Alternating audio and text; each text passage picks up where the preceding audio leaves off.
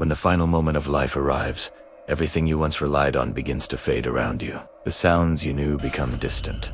The warmth in your body slips away, and your final breath trembles as the unseen world opens before you. In that moment, two beings you never saw before stand beside you, revealing whether your end will be mercy or terror. For the obedient servant, the angels appear with faces brighter than the sun, carrying a shroud from paradise and a fragrance unlike anything on earth.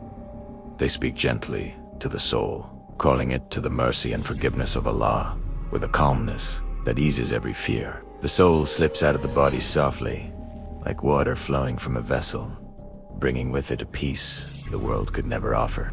For the disobedient soul, the angels arrive with faces dark and terrifying, bringing a rough cloth from hell and a voice that shakes the heart to its core. The soul clings desperately to the body, refusing to leave the life it once loved and the sins it was attached to. The angels drag it out painfully, tearing it from every limb like a thorn pulled through thick wool. As the soul is carried upward, the heavens open for the believer, and angels everywhere ask who this beautiful soul is, honoring it with the best name it was ever called by. The fragrance of paradise surrounds it, and comfort fills every part of its being as doors continue to open. Then, Allah commands that the soul be returned to the earth, for its true journey has only begun. But the sinful soul finds the gates of heaven locked, and every level rejects it with disgust, as angels ask who this filthy soul is. Its name is spoken with shame, and the heavens refuse to accept it even for a moment. The soul is thrown back down to its lifeless body,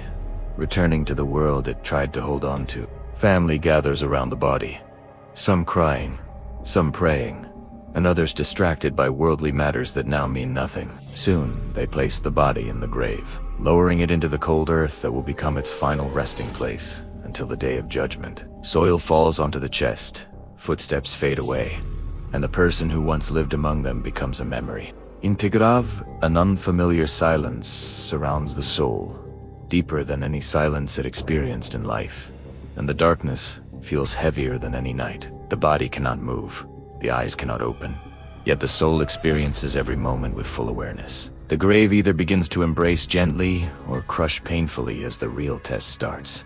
Suddenly, two mighty angels, Munkar and Nakir, descend into the grave with a presence that makes the entire earth tremble. They sit the soul upright, and their voices thunder through the darkness as they ask the three questions everyone has heard yet many never prepared for. The believer answers with confidence that Allah is the Lord, Islam is the religion, and Muhammad is the messenger.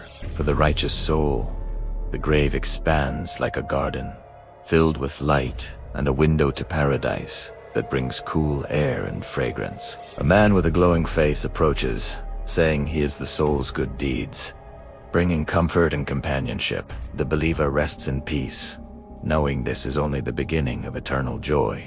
For the sinful soul, the grave tightens until bones crush, and a window to hell opens with scorching heat and suffocating darkness. A terrifying figure appears, introducing himself as the soul's evil deeds and becoming a source of fear. The soul is struck with an iron hammer, beginning a punishment that continues until the final resurrection. The world of Barzakh becomes the soul's new home, a realm where time no longer exists, and actions can no longer be changed. It is a waiting place between death and resurrection, and every soul experiences it according to its deeds. For some, it becomes a peaceful meadow, and for others, it becomes a pit of fire. When the command of Allah arrives, the trumpet is blown, shaking the universe in a single instant and destroying everything in creation. The mountains crumble, the sky tears apart, and every soul rises from the earth to face the ultimate truth. People stand barefoot, naked, and terrified, realizing that nothing from the world can help them now. Books of deeds are handed out, and every action, big or small, hidden or public, appears clearly before the person. The limbs testify, the skin speaks, and nothing can be denied because everything is recorded with perfect accuracy. Regret fills the hearts of those who wasted their lives, while hope rises in the hearts of those who tried their best. Every soul must cross the Sirat, a bridge thinner than a hair and sharper than a blade, stretched above the fire of hell. The righteous cross swiftly like lightning, guided by their faith and protected by their good deeds. Others crawl slowly, slip repeatedly, or fall entirely into the flames below. In the end, every person reaches the final destination that their choices created for them, whether it is the eternal gardens of paradise or the eternal regret of hell. The doors close forever, and no soul can change its fate once it is sealed. Every second of life, every word spoken, and every action done now becomes the reason for where the soul ends up.